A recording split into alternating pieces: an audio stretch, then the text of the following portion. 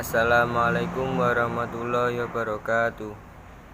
Kami dari kelompok 4 yang beranggotakan Riana Nurkumala dengan NIM 933421319, Ulsani Nuril Ismi Rahmaniyah dengan NIM 201041157, dan saya sendiri Galang Fanatama Mardotillah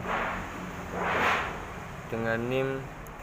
Di sini saya akan mempresentasikan materi tentang Islam pada masa dinasti Umayyah. Baik, yang pertama yaitu kepemimpinan dan penaklukan wilayah era dinasti Umayyah. Bani Umayyah atau kekhalifahan Umayyah adalah kekhalifahan pertama Islam setelah masa Khulafaur Rasyidin yang memerintah dari tahun 661 Masehi sampai 750 Masehi di Jazirah Arab dan sekitarnya, serta dari tahun 756 Masehi sampai 1031 Masehi di Cordoba, Spanyol atau sebagai kekhalifahan Cordoba. Nama dinasti ini dirujuk kepada Umayyah bin Abdu Syams, yaitu Muawiyah bin Abu Sufyan. Masa kekhalifahan Bani Umayyah hanya berumur 90 tahun, yaitu dimulai pada masa kekuasaan Muawiyah bin Abu Sufyan, yaitu setelah terbunuhnya Ali bin Abi Thalib, dan kemudian orang-orang Madinah membaiat Hasan bin Ali. Namun Hasan bin Ali menyerahkan jabatan kekhalifahan ini kepada Muawiyah bin Abu Sufyan dalam rangka mendamaikan kaum muslimin yang pada masa itu sedang dilanda bermacam fitnah yang dimulai sejak terbunuhnya Utsman bin Affan dan Ali bin Abi Thalib, serta pengkhianatan dari orang-orang Khawarij dan Syiah. Pada masa Muawiyah bin Abu Sufyan, perluasan wilayah yang terhenti pada masa Khalifah Utsman bin Affan dan Ali bin Abi Thalib dilanjutkan kembali, dimulai dengan menaklukkan Tunisia, kemudian ekspansi ke sebelah timur dan ekspansi ke sebelah barat secara besar-besaran, dilanjutkan pada zaman Al-Walid bin Abdul Malik. Masa pemerintahan Al-Walid adalah masa ketentraman, kemakmuran, dan ketertiban. Umat Islam merasa hidup bahagia pada masa pemerintahannya yang berjalan kurang lebih 10 tahun. Itu tercatat suatu ekspedisi militer dari Afrika Utara menuju wilayah barat daya benua Eropa, yaitu pada tahun 711 Masehi. Dengan keberhasilan ekspansi ke beberapa daerah, baik timur maupun barat, wilayah kekuasaan Islam masa Bani Umayyah ini betul-betul sangat luas. Daerah itu meliputi Spanyol, Afrika, Syria, Palestina, Jazirah Arab, dan lain-lain. Dakwah Islam dan pembangunan peradaban era dinasti Umayyah.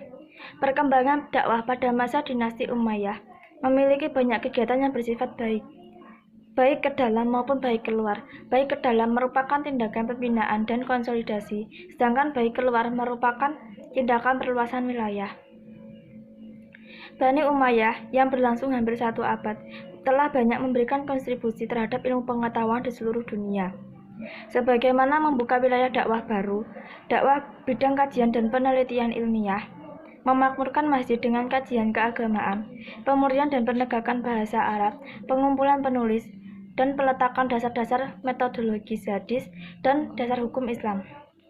Secara garis besar, perkembangan dakwah pada masa dinasti Umayyah meliputi perluasan wilayah dakwah, pengembangan dan pembinaan ilmu, dan pemikiran di bidang ekonomi.